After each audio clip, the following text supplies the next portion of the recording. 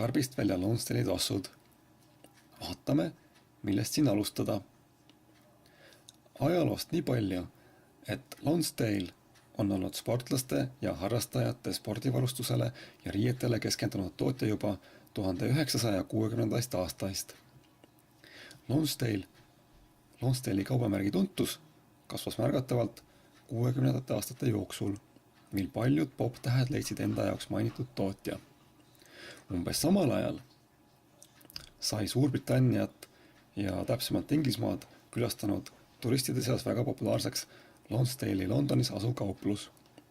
Kui ma mõtlen kõigi nende briti poptähtede peale, kes võisid 60. aastatel Lonsdale'i riietusesemeid või varustust kanda, siis võtab jalatarjaks küll.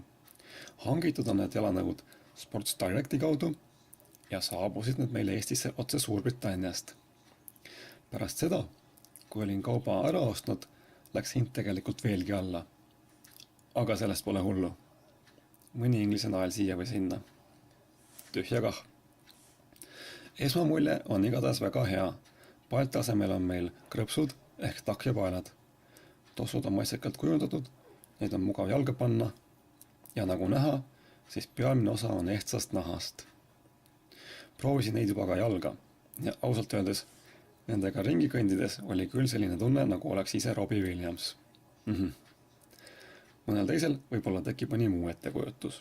Mis mulle veel meeldib, on see, et see mudel on saadaval ka suurele jalamõõdule. Aitäh vaatamast ja näeme taas! Nii, mida ütlevad meie kaubaasjatundjad?